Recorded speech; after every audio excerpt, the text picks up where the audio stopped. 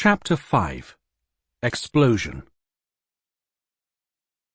As usual, Anatoly Dyatlov, a 55-year-old deputy chief engineer of the Chernobyl power plant, reached his workplace on foot.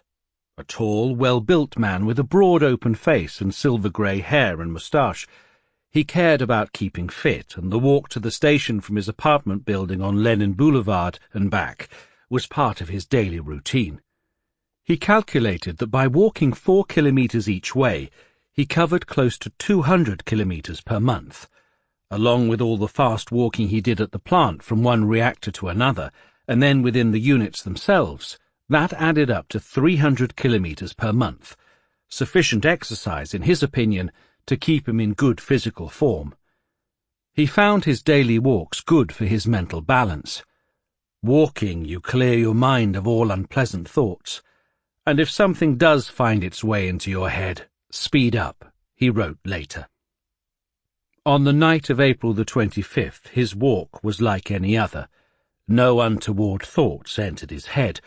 At least he did not remember any later. Everything seemed normal and under control.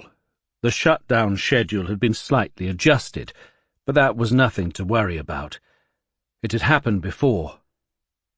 Like everyone else in Pripyat, he was looking forward to the weekend, relaxing with his family, which did not see much of him during the week, and spending some time with his granddaughter. A lover of classic Russian poetry who could recite entire poems by Alexander Blok and Serhii Yesenin by heart, he planned to spend at least part of the weekend with a book in his hands. But first he had a task to complete. When it came to the plant's senior management, the shutdown of Unit 4, planned for that day, was mainly his responsibility. Dyatlov was one of the top nuclear experts at the plant, and an early arrival in Pripyat. He had come to the city in September 1973, at the age of 42. Born in Siberia, he had studied in Norilsk, in the far north, and at the Moscow Engineering Physics Institute, MIFI, the Soviet Union's leading school for nuclear physicists, engineers and practitioners in other technological fields. For more than a decade, Dyatlov had worked at the shipbuilding yard in Komsomolsk-on-Amur, a Far Eastern industrial city of more than 200,000, where he headed the group that tested nuclear reactors designed for Soviet submarines. He decided to change jobs after he and his family got tired of his regular tours of duty on nuclear submarines, where he installed and tested nuclear engines. While Dyatlov had no previous experience of working on powerful reactors like the ones designed for the Chernobyl power station, he had no problem training himself on the job. He would later bring quite a few of his colleagues from Komsomolsk-on-Amur to work at the Chernobyl station. In Pripyat, Dyatlov rose through the ranks from deputy chief of the reactor group to deputy chief engineer. He received 2 high state awards for good work. With Nikolai Fomin injured in a car crash, some believed that Dyatlov had a good chance of replacing him in the chief engineer's office. Many thought that would be a good thing. Both the director of the plant, Viktor Brukhanov, and its chief engineer, Fomin, had come to Pripyat from conventional thermal plants that ran on coal, and neither was an expert on nuclear power. Dyatlov was. In fact, he was the highest-ranking nuclear power expert at the plant, and he was responsible for the operation of the reactors, including launches and shutdowns. With reactors, as with airplanes, takeoff and landing are the most challenging moments. Dyatlov had to be there for the shutdown of Unit 4 to see that everything went according to the program. There would also be a turbine test which had been approved the previous day by Dyatlov's boss, Nikolai Fomin. Preparations had begun in March, but it was not until mid-April that Fomin called a meeting of engineers from the plant and representatives of research units and consulting firms to discuss the procedures and establish a combined program for the tests. It was Dyatlov who gave Vitaly Borets the task of coordinating the schedules. He was also the first to approve the proposed test programs and timetable. At the plant, Dyatlov was known for being difficult, occasionally even rough.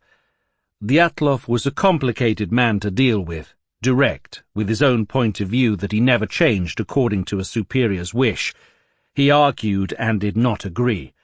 Ultimately he obeyed, but stood by his opinion, recalled one of his acquaintances. In just the same way he did not reckon very much with the views of subordinates. You understand that not everyone likes such a person. A more favourable assessment of Dyatlov's management style came from another colleague. Dyatlov would instantly chew out anyone who tried to deceive, to weasel out of fulfilling a task, to hide behind far-fetched explanations, or even worse, to conceal a violation of instructions. And then the punishment would fit the crime. Many reacted with anger and indignation while understanding the justness of the assessment in their hearts. If Dyatlov was a strict disciplinarian, he was also good at getting things done, the quality most valued by his bosses. His argumentative nature and his subordinates' complaints about his occasional rudeness could be brushed aside. Those who knew Dyatlov appreciated his sense of humour. He had a wonderful memory, and could memorize whole pages not only of poetry, but also of technical instructions. In his line of work that was a valuable asset. On the night of April the 25th, Dyatlov clearly took his time. With the power plant only a few kilometers away from his apartment building, and Dyatlov himself in good physical shape, Yuri Trehub estimated that it shouldn't have taken him longer than 40 or 50 minutes to reach Unit 4. Trehub had called Dyatlov's apartment around 9 p.m. and learned that he had already left. But now it was well past 10 p.m., when the operator of the Kiev power grid had given permission to shut down the reactor, yet Dyatlov was nowhere in sight. It was only around 11 p.m. that colleagues called Trehub from the neighbouring Unit 3 to inform him that Dyatlov was there.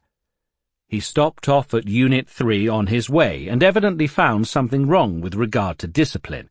He dressed them down, remembered Trehub. That was typical of Dyatlov. He punished personnel severely for mistakes and disobedience, bellowing at them and fraying nerves, recalled another colleague. But Dyatlov was in no hurry. He had delayed his arrival for one simple reason. When the request from the power grid operator earlier in the day had held up preparations for the reactor shutdown, he had asked Hennady Metlenko, the head of the group from Donetsk, conducting the turbine test, to check with the unit shift at 10:30 p.m. to see whether the test could proceed. It would take the consultants at least half an hour to reach the unit, so there was no point in rushing to get there before 11 p.m.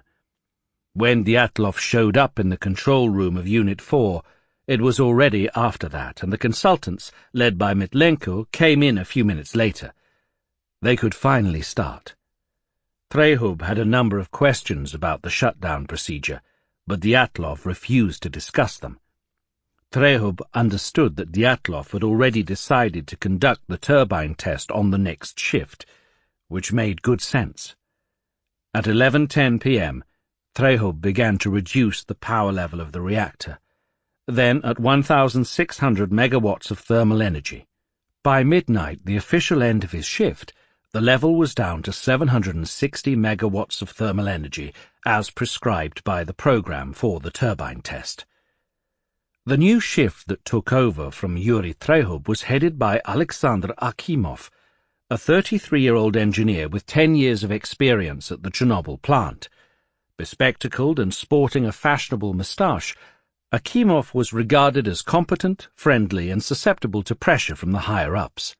A member of Pripyat's Communist Party committee, he was clearly on his way up. He had been appointed head of shift only 4 months earlier. Also new on the job was the 25-year-old Leonid Toptunov. Like Akimov, he was nearsighted, wore glasses, and had a moustache.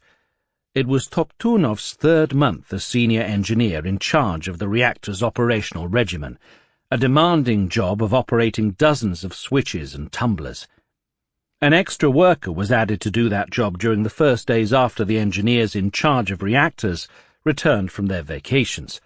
Otherwise, quipped Trehub, who had performed that function earlier, it would be like expecting a pianist to perform without rehearsals. Other members of the shift, engineers responsible for the operation of the unit and the turbines, had more experience in their respective positions.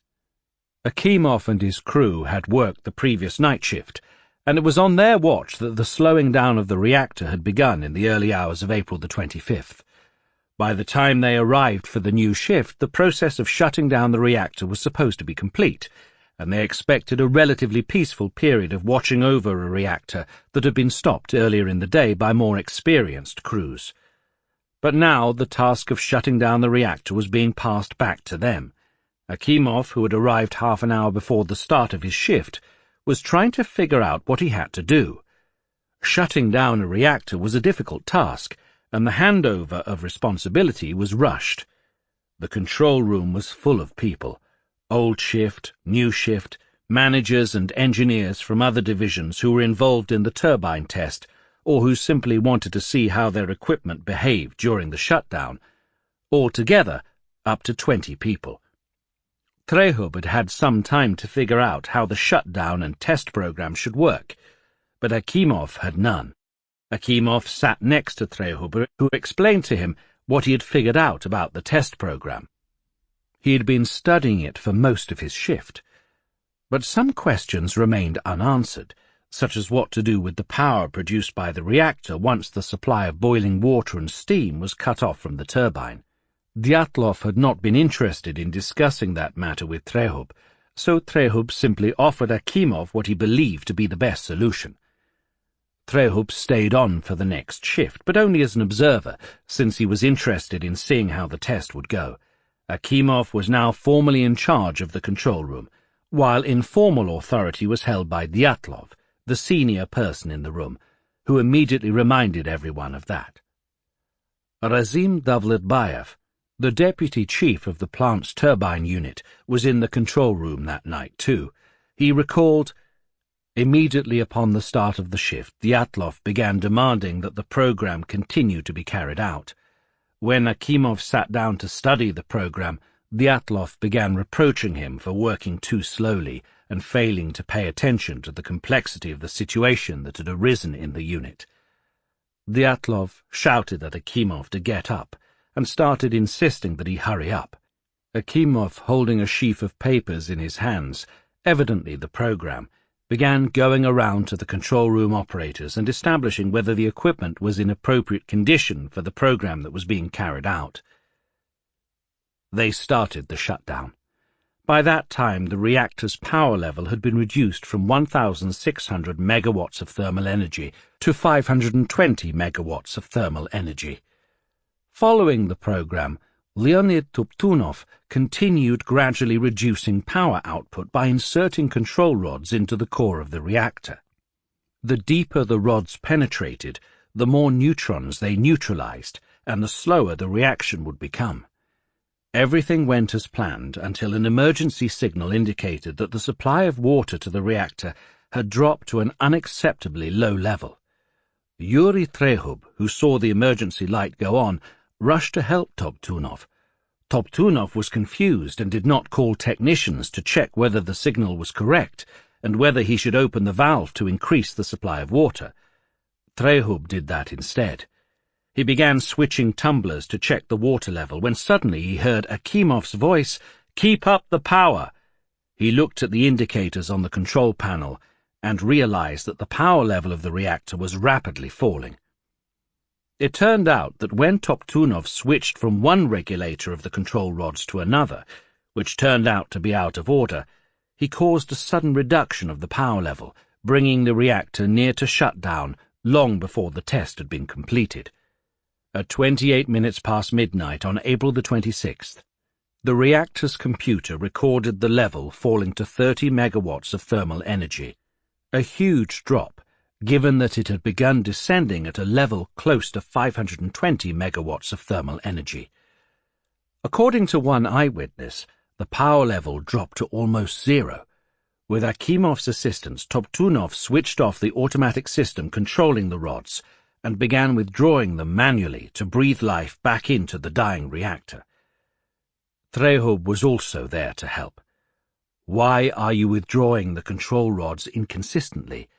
This is where you should be withdrawing," he told Toptunov, who was initially taking them out of some sectors of the reactor, but not from others.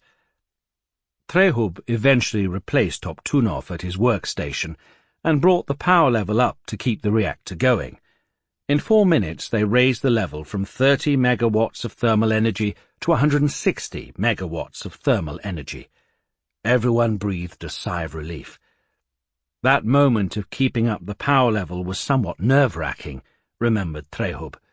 As soon as we got up to a level of 200 megawatts of thermal energy and switched to automatic, everything settled down.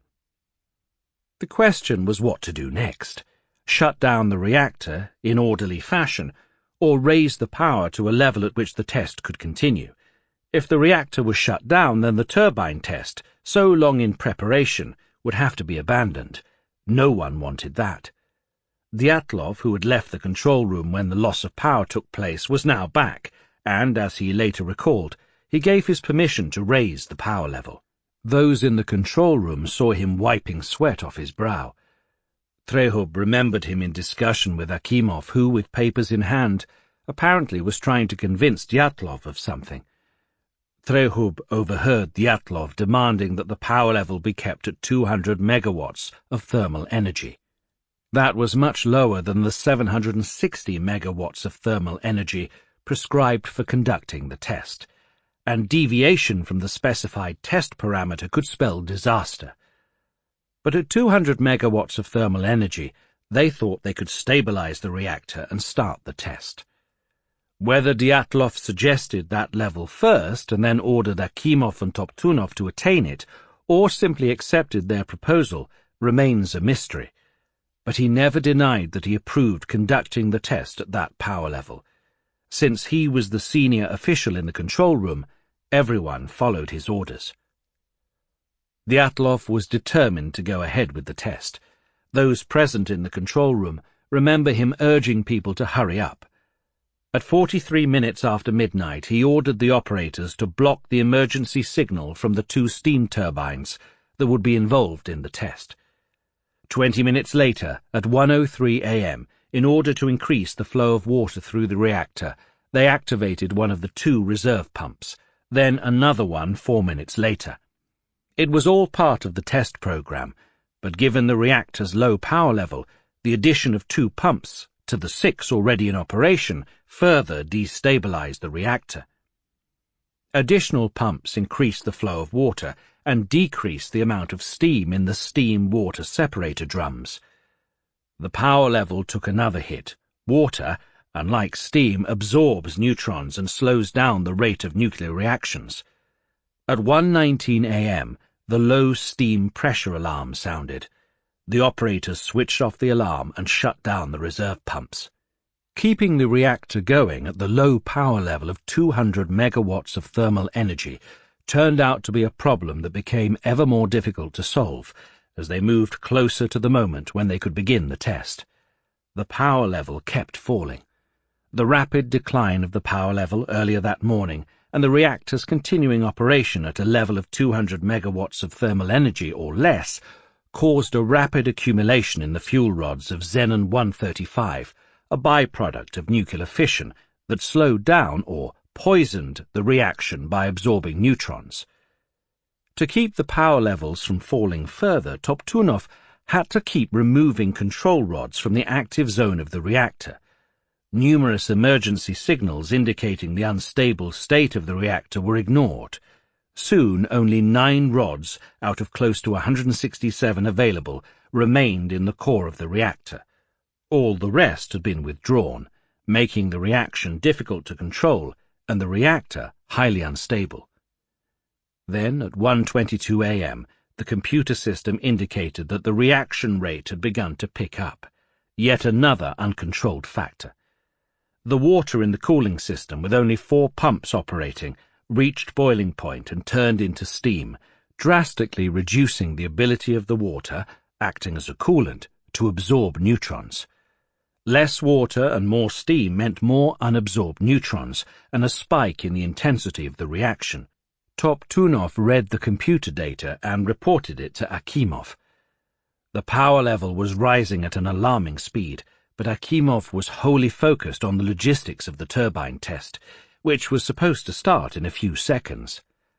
Razim Davletbayev, the deputy head of the turbine division, who was in the control room, recalled that the head of the shift in Unit 4, Alexander Fedorovich Akimov, went up to every operator, among them the senior engineer in charge of turbines, Igor Kirschenbaum, whom he briefly instructed that after the command was given to start the test, he should shut off the steam on turbine 8.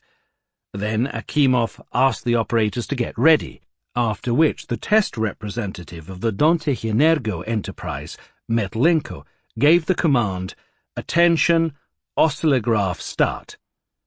It was 1:23 a.m.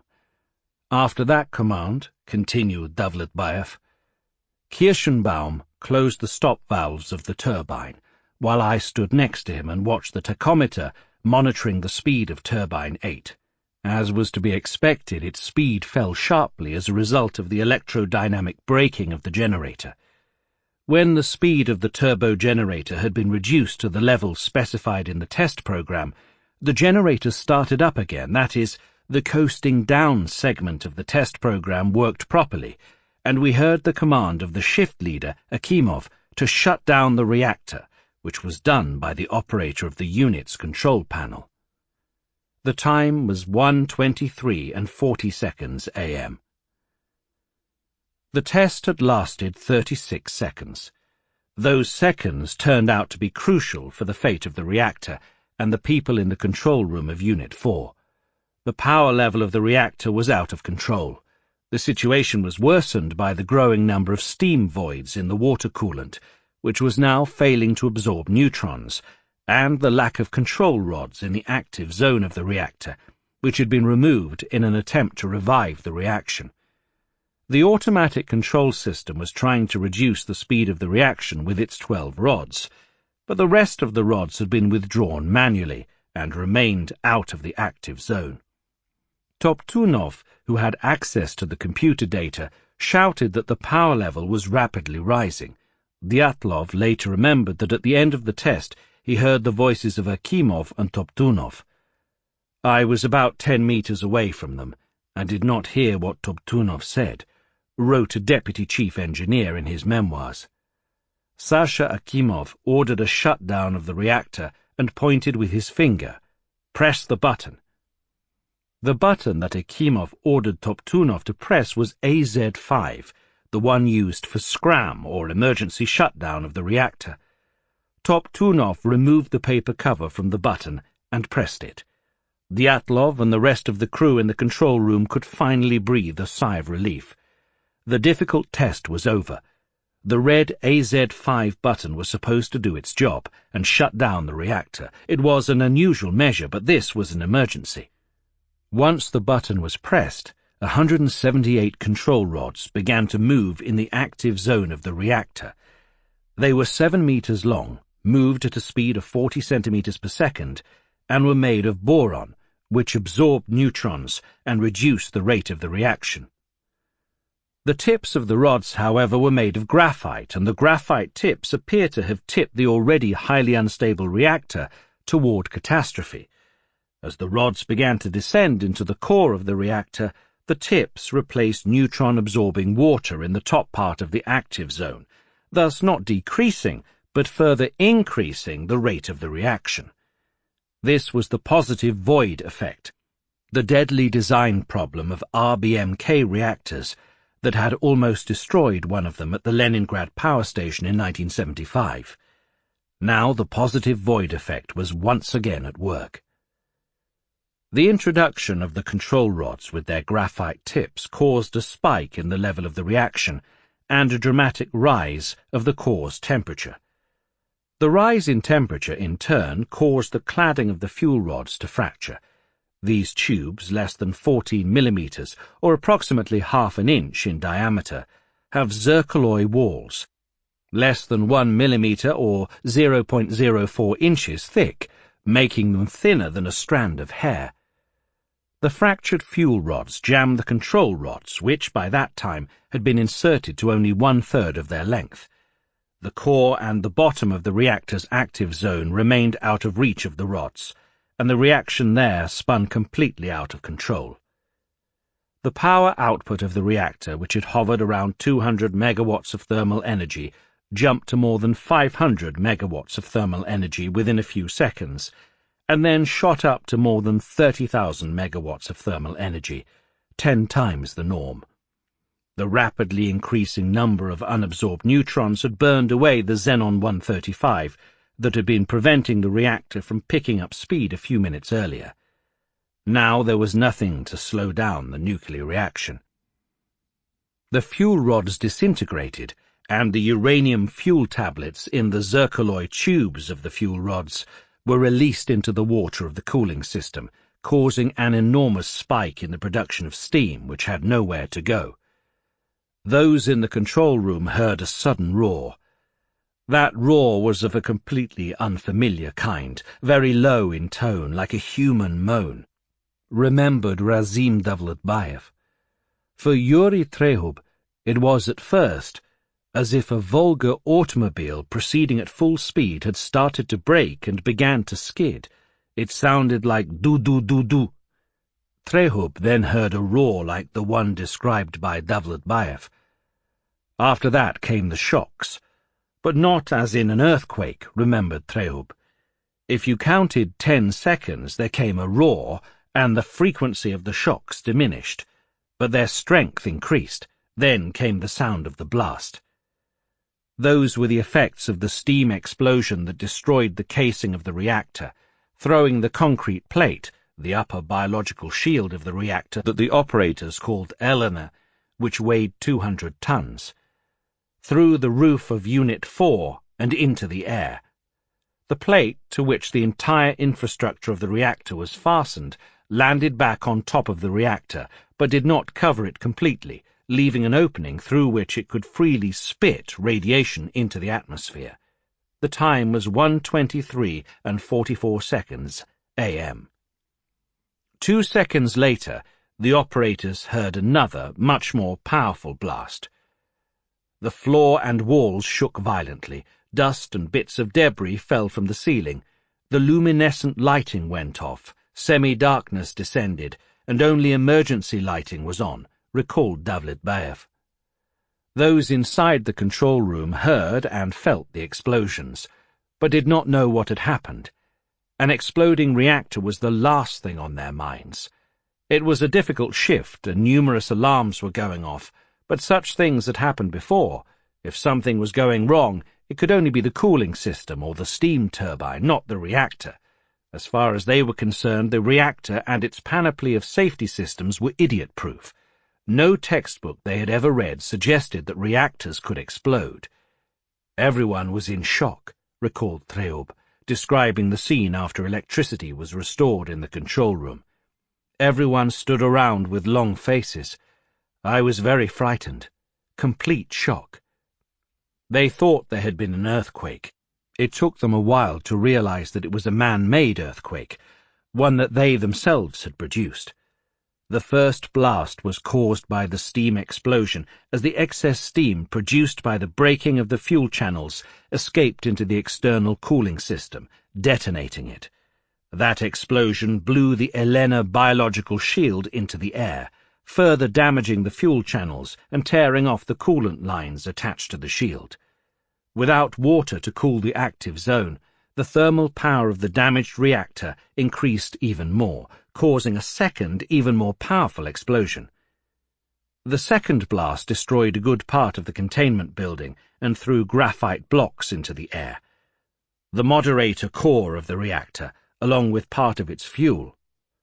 The highly radioactive pieces of graphite landed on the roof of the neighboring Unit 3, and were scattered all over the land on which the power plant was built.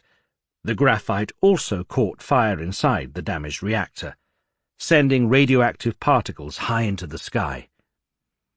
The first to see what had happened were the scores of men who were fishing in the cooling pond of the power station on that warm April night. the pond that was used to breed fish and served as proof of the safety of the power plant. 2 of the fishermen were very close to Unit 4, a mere 260 meters from the turbine hall.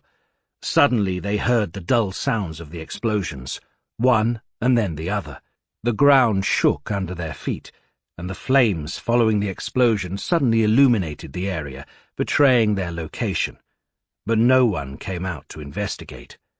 As fire rose higher and higher from the ruins of the reactor, they kept on fishing. They were hardly in a position to appreciate the significance of what they had witnessed. A nuclear star had fallen onto the earth, poisoning the land and water nearby, their catch, and the 2 fishermen themselves. They saw everything but realized nothing. They were the first, but not the last, to fail to grasp the reality.